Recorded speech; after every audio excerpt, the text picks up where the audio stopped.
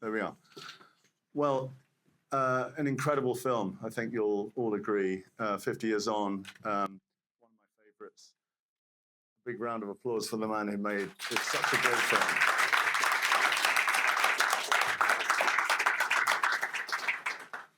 Walter, I'm going to ask a few questions. We're going to have a little conversation ourselves, and then we will throw the floor open to questions.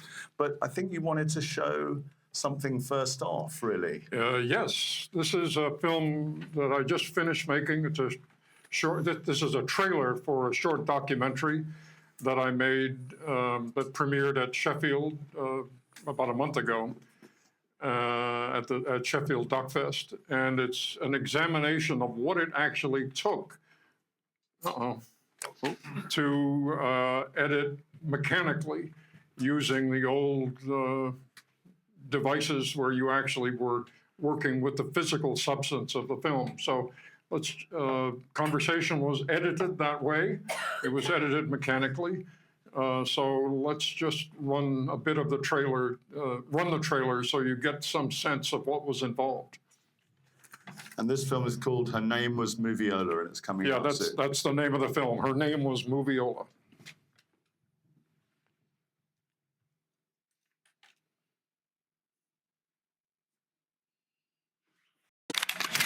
I'd just been married. Naturally, as all filmmakers know, I started working late. The first 2 or 3 times this happened, there was no problem. But after 2 or 3 weeks of this, she reached a breaking point. I said, "What's the matter?" And she said, "You have a mistress." It took me a couple of microseconds to say yes. And her name is Moviola. All of the classic films from Hollywood and from England were edited on a Moviola. What we've both rediscovered is how completely physical this job is.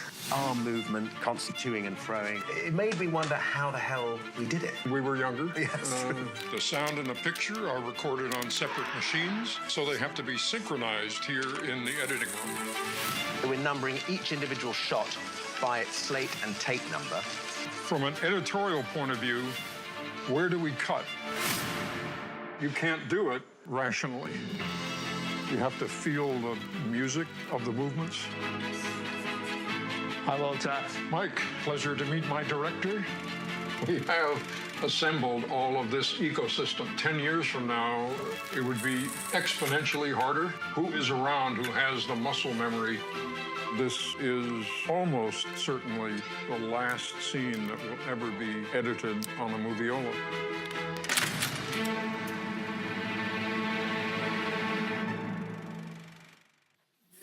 Yeah.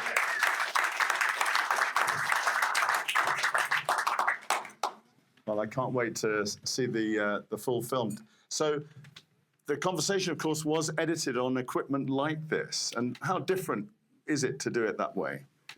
Yes, we used a German table editing system called the Chem, which is a cousin of the Steenbeck, which many of you may be familiar with.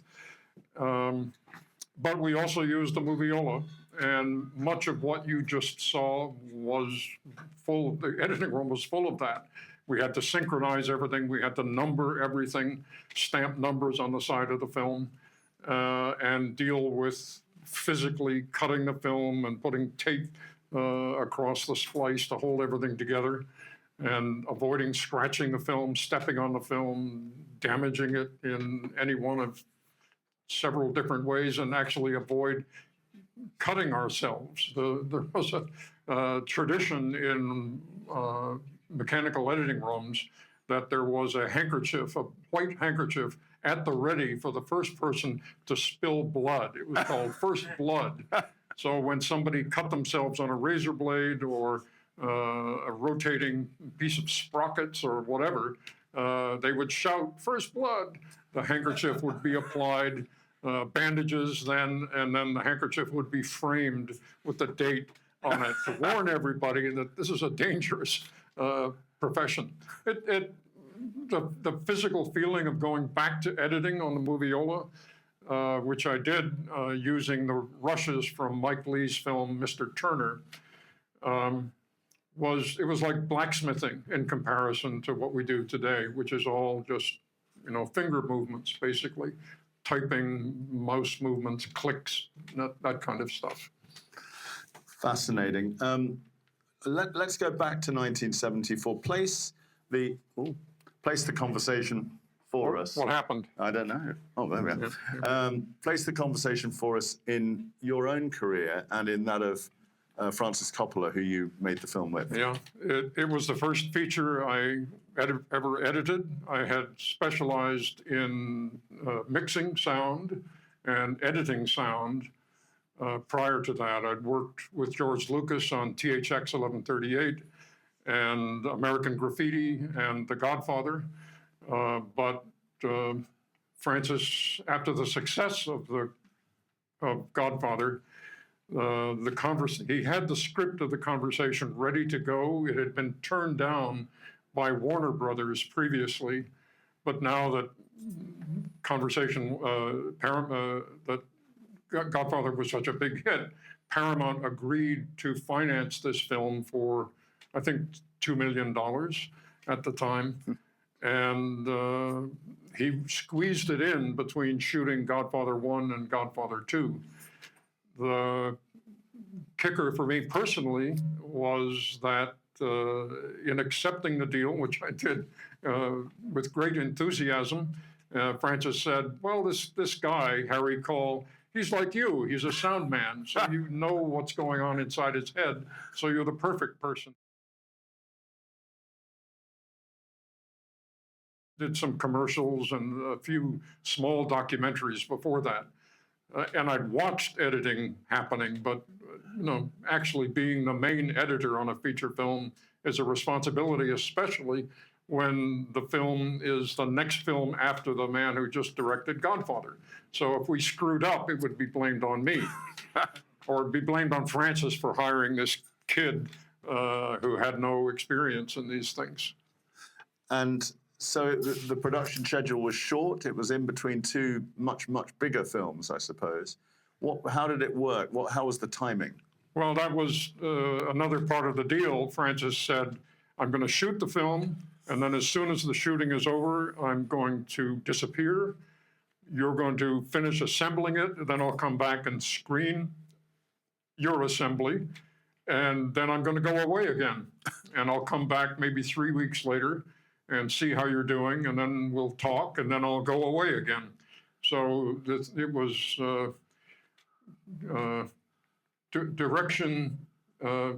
intermittent direction during the editing process, and that's in fact what happened.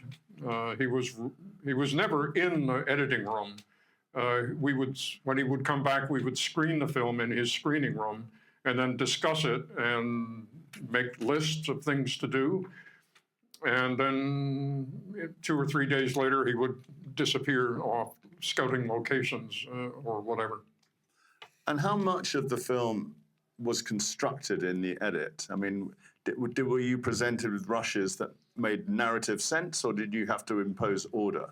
Yes, the screenplay, normally screenplays are 120 pages long. That's the gold standard for the length of a screenplay.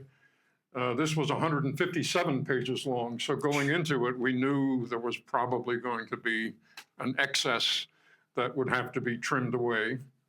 And during the shooting, various dramatic things happened.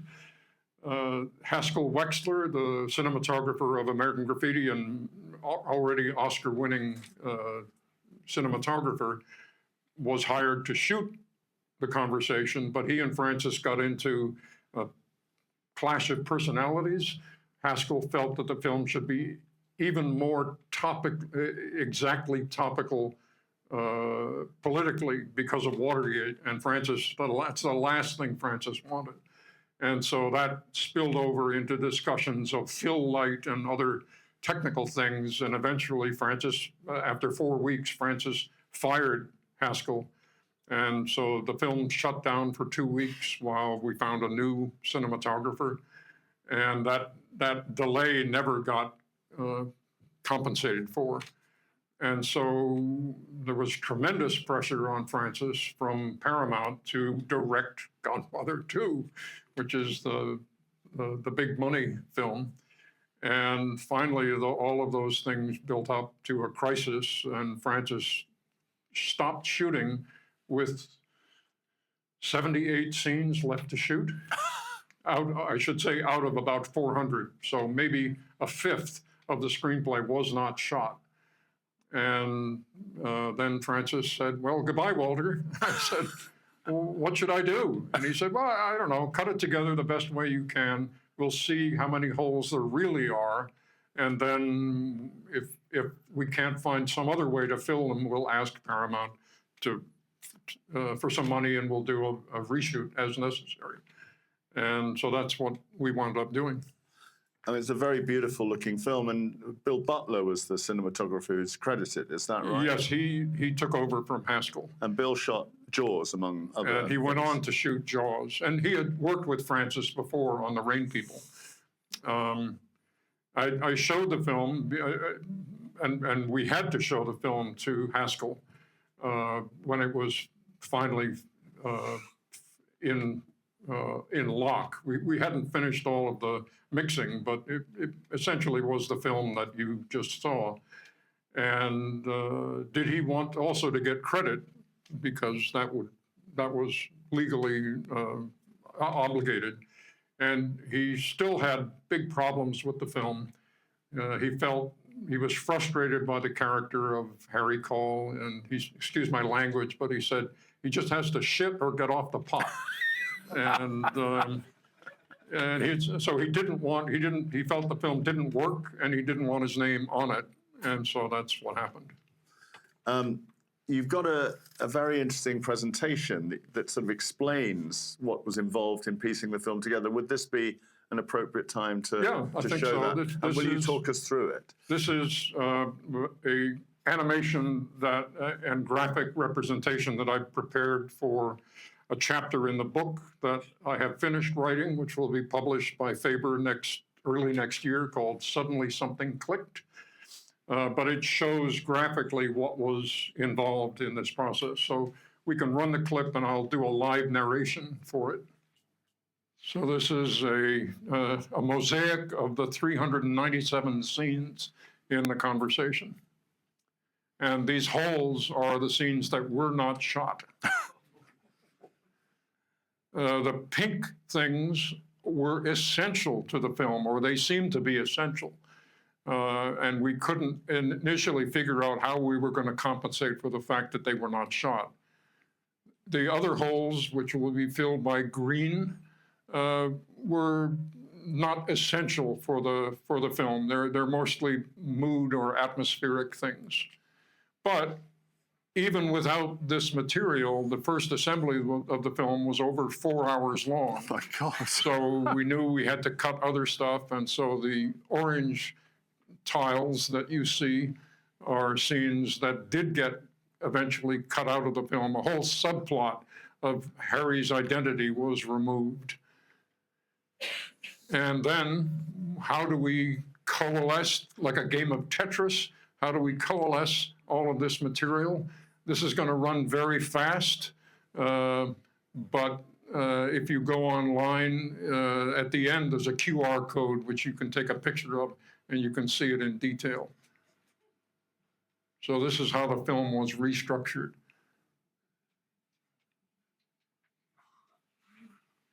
And then we did have to shoot one shot to complement, and that's this red square.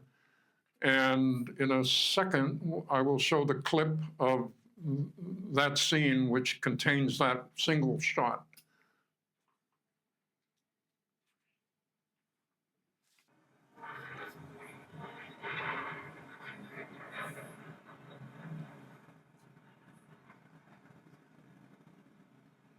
Meredith?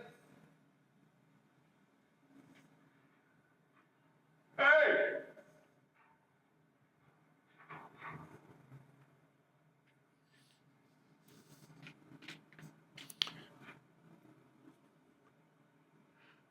This is all the original photography. The new shot is coming up in a second.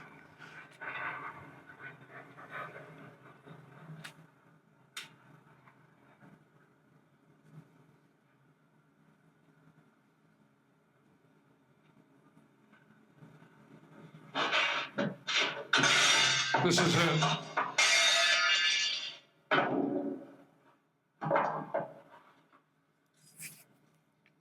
And not this.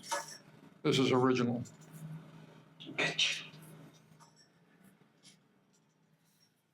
Keep it running here. If you take a picture of this, you can go to a more detailed Vimeo of all of that. Fascinating. There's a story attached to that extra shot, isn't there? Are you able to tell us that? Yes, that, just waiting for it to finish it. In the screenplay, the girl, Meredith, that Harry sleeps with, who's an employee of Bernie, his rival, was a plant, but she was sent there by Bernie to steal the architectural drawings of his great microphones. So it had nothing to do with the story that we're mainly following. It was a side shoot. And at 3 o'clock one morning, trying to figure out, again, how to play this game of Tetris, how to collapse everything, kind of telescope things into themselves, I thought she could steal the tapes. And so I worked it out. We could do it in a single shot. And I pitched the idea to Francis, and he said, good idea, let's do it. And he said, I have a friend who's shooting a film in Hollywood. We can borrow a corner of one of his sets, and we'll build a little miniature laboratory with Harry's tape recorder. And you can go down from San Francisco and borrow one of the B cameras of that shoot. And I said, me? He said, yeah, I'm in New York shooting Godfather 2. I can't do it. Oh, okay. So I went down, introduced myself. We built this little set that you just saw. It's called a 2D set because it's just things up against the wall. It doesn't have any projections coming out of it. And that's not Harry Call, that's Gene Hackman's brother. That shoulder. And it was simple to do. I think we did 3 or 4 takes.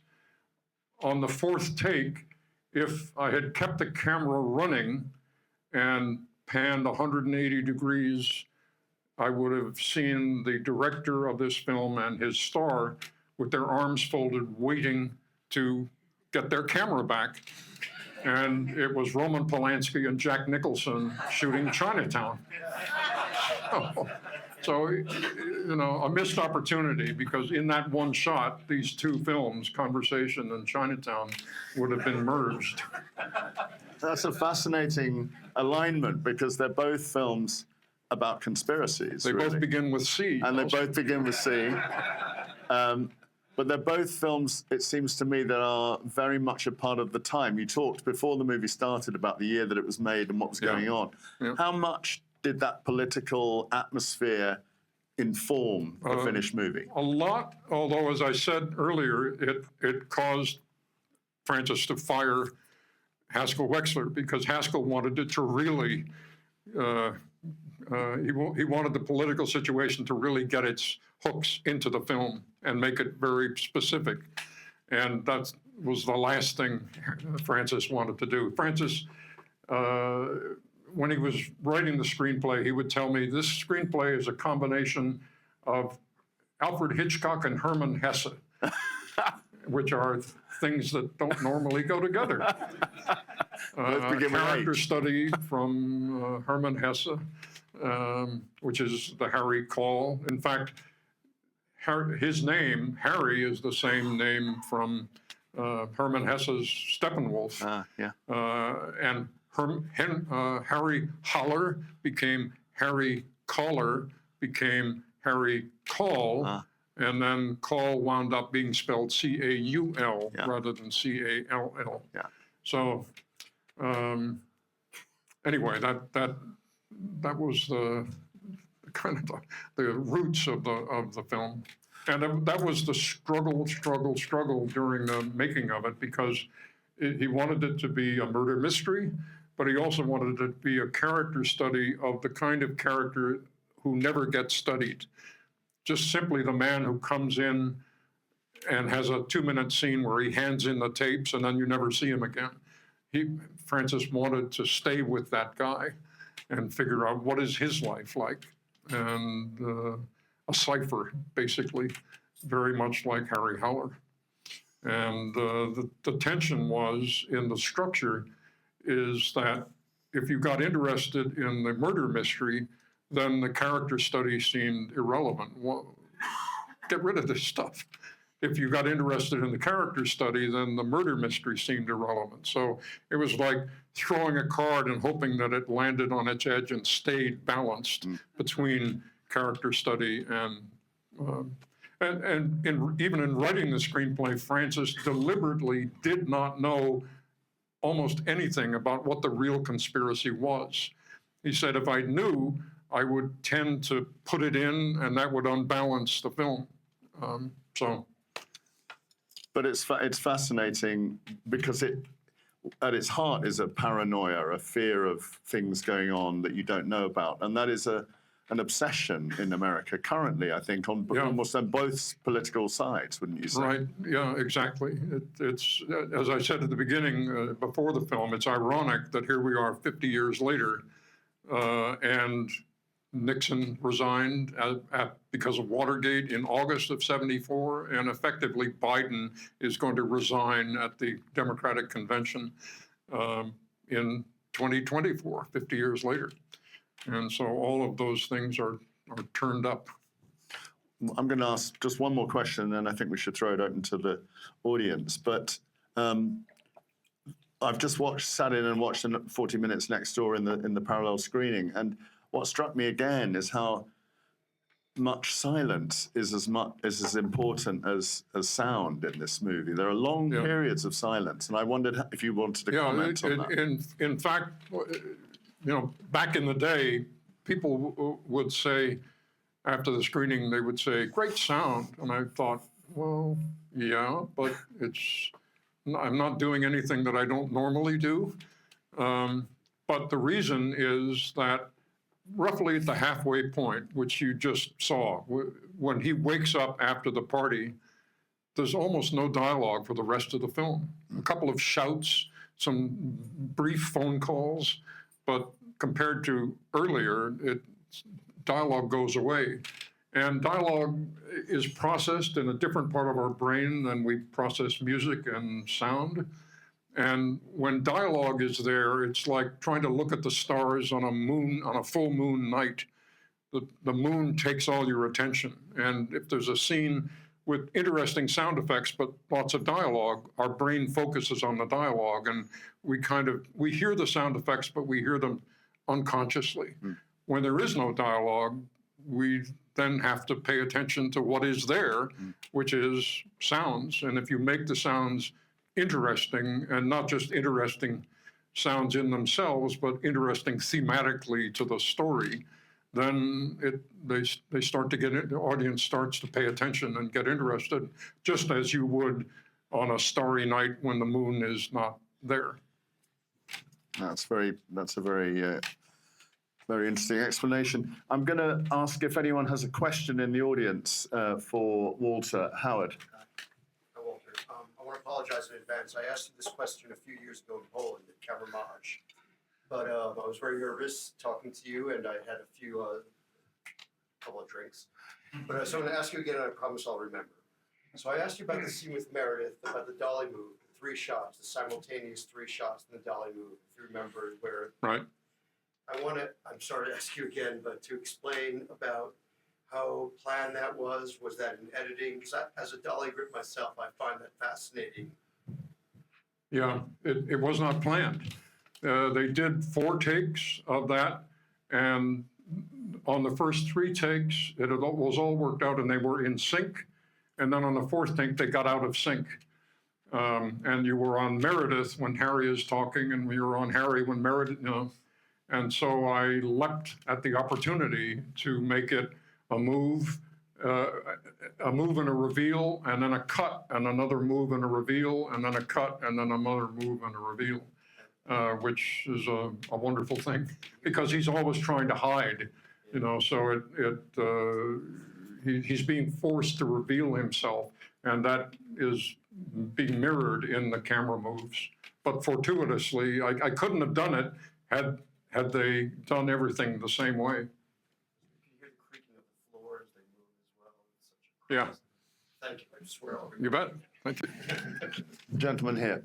Hello, I'm actually privileged to see this film for the first time, and it's incredible to see how actually relevant the subject is. Like recently in Poland, they discovered that actually the government was using the Pegasus, the software, to actually use all the phones, mobile phones, Right. as the receivers. And it's like to see this happening again. It's just incredible. But my question is about in Godfather, there is a scene when before Michael shoots the policeman, there is this scene when we can hear the subway, like you use the different sound to create attention. Just because I saw this film for the first time, in the elevator, as Harry sees the couple for the first time, there is this sound of wind. I don't know if it's subjective, but is it the same kind of technique? Yeah, exactly. Oh. Yeah, I mean, the Godfather thing arose because initially, after Michael kills Sollozzo and McCluskey, there was supposed to be an intermission. And Nino Rota, the composer, and Francis worked out a big kind of operatic music cue that would take you into the intermission. But as a result of writing that, they didn't want any music in the scene preceding that to emphasize the new music. And then Bob Evans, the head of Paramount, decided maybe 3 months before we finished the film, there's going to be no intermission. So we thought, well, okay, that scene in the restaurant is long. Half of it's in Italian. There are no subtitles, which is extremely unusual. It needs something. And I grew up in New York, not far from that actual location, and I knew that the Bronx had lots of these elevated trains that make that noise, and I thought, well, we could put that sound in as kind of a cello section or a double bass section, but prompted by something in the environment rather than a music cue. And the advantage of doing that is that when you play music, the subconscious of the audience says, I know what you're doing. You're trying to make me feel this. This is all subconscious. When it's a sound effect, that connection is broken. And so it affects them, but they don't know they're being affected by the sound consciously. And so they project that feeling onto the actor or the camera, and they say, this sound, again, all subconscious, this sound is the sound of the neurons in Michael's brain rubbing against each other, because now he's not only going to kill two people at point blank range, but he's going to kill the dream that he expressed at the beginning of the film, which is, I'm not part of this family. Now he's plunging into the dark heart of the family more than any of the other brothers. So that's the function of it. Lady at the back. When you were initially asked to edit, were you given an overall brief? Because obviously it changed as you were editing. Was I given an overall brief? No. And that's typical of Francis. He gives a tremendous, in my experience, amount of leeway to the heads of departments. The production designer, the cameraman, the editor, the costume. And in a weird way, you feel more beholden to him because he had given you this trust, rather than, okay, Francis, tell me what to do. He doesn't tell you what to do because he wants the film to be bigger than the people involved in it. And that's a way of achieving that, granting people freedom. Of course, you have to cast well, and casting is the same thing. You have to cast the heads of departments well so that they deliver something unique and that they all work together. Well, the chapter in my book on directing is called The Octopus. And the reason for this is that the octopus, the creature, has 9 brains. There's the brain in the head, and then each of the arms has a separate brain, and each arm has autonomy. The main brain can overrule that autonomy when it wants, but most of the time the arms are just kind of doing their thing. They can smell, they can feel, to a certain extent they can see, they can detect light. It's not focused light, but the skin is, I'm in shadow, I'm in light. And that's, it simplifies the job of the octopus because the arms just grab stuff and eat it, give it to the beak. But if there's danger or opportunity, the central brain will say, everyone has to work together now, let's go. And the brain can see optically, the arms can't do that. And in that sense, the brain is the director and the arms are the various departments that all work together. There's another part where all of those 8 brains are connected and not connected to the central brain, so they can all kind of whisper to each other. Don't tell the central brain, but we're going to do this now. And that happens on a movie set, where the makeup people and the camera get together and say, what are we going to do about this problem? Don't bother the director, but we have to solve this problem between ourselves. Nice. Kevin. I had the privilege of first seeing your movie when I was a young and very, very impressionable drama and English student back in 1974.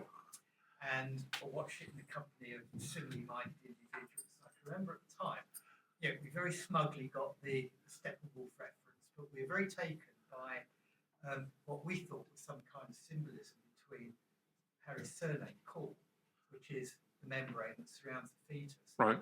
and this kind of translucent grey mat that he had that seemed almost like a kind of cipher for his removal from the world, his inability to kind of break out. Right. Was that just overacting imaginings? Can you say whether there's anything in that? Yes, Francis tells the story, and I tend to believe him, not necessarily. But as I said earlier, the original name of the character was C-A-L-L, from Harry Haller, H-A-L-L-E-R. Yeah. And then at one of the drafts of the screenplay was being retyped by a secretary at Zoetrope, and she spelled it C-A-U-L. And Francis, being the smart guy that he is, knew what that meant, and he said that's a key to his character. And that's where the raincoat comes from. When Harry is threatened, he hides behind plastic. He sees the murder through a translucent piece of thing on the porch of the motel. Yeah. And in a sense, you can look at what that Harry's dilemma as a person is, that he does have a call around him which separates him from humanity. He just wants to listen and not be really involved. He doesn't really get involved with his girlfriend. And what happens is when he destroys the apartment, he's also just ripping away the call. And we don't know what's going to happen to him without that protection. Yeah. Usually in life, that happens during adolescence. Yeah. People kind of figure out how to be social. And yet Harry went past adolescence without figuring that out. And now at age 44, he has to figure it out. So maybe he will, maybe he won't. Sorry. A couple of questions, if I may. The soundscape at the start of the film, when you just hear the microphone, the feedback, and the beeping and the booping, how did you come up with that? I mean, And is that reflective of microphone technology at the time? Which is my second question. The microphones that were used and, within the film itself, was that actual technology? Was there some artistic leeway? Or, ironically, thanks to AI, we have now developed that technology that Harry Cole uses in this film. That's how the Beatles got rid of the guitar and preserved just John Lennon's voice on that bad old tape last year. They issued a new song, and they were able, using algorithm identification, to erase the guitar and just reveal the voice behind the guitar. And I knew that when I read the screenplay. I knew that digital sound was on the way. There were researches being done in the University of Utah, of all places. And I thought, well, it's impossible to do what Harry does with analog technology.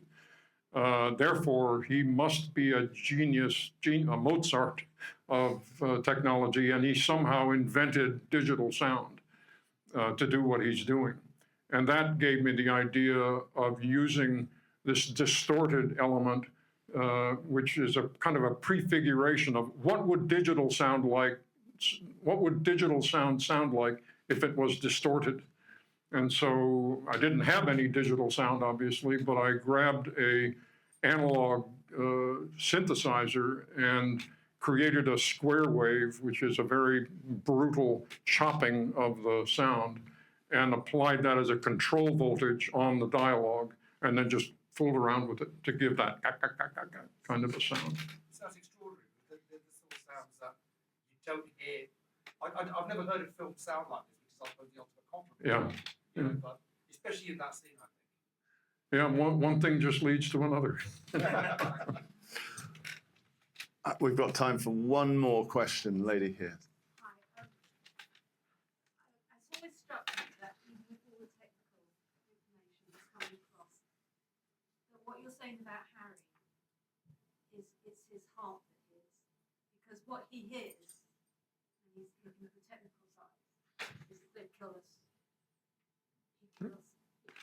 Yeah, you have to. You're saying, speak up a little. I apologize. The whole thing about Harry is that he's revealed in that last line where he's misheard. His way of hearing what they're saying is coloured by his heart, by what he sees in her and them as a couple. You mean the line, he'd kill us if he had the chance? Yeah. Yeah, that was another spontaneous thing. When we shot that material in Union Square in San Francisco, center ground zero of San Francisco, the actors had radio mics on, but also that whole area was a rat's nest of microwave transmissions. And so in the middle of a line of dialogue, there would be this squelch of microwave, which would ruin the dialogue. Maybe half of the dialogue was ruined. But we did many takes, so we could piece together. But still, as a safety valve, I took the two actors to a residential park a couple of miles away, and they just walked around this empty park, saying their dialogue as if they were being filmed. But I was just following them with a tape recorder. And on the fourth reading of the scene, Fred Forrest, the man, said he'd kill us if they had the chance, rather than he'd kill us if he had the chance. And at the time, I said, that's a mistake. But then 6 months later, when I was mixing the film, we'd had a persistent problem with audiences in test screenings not understanding, well, who did what to whom? Yeah.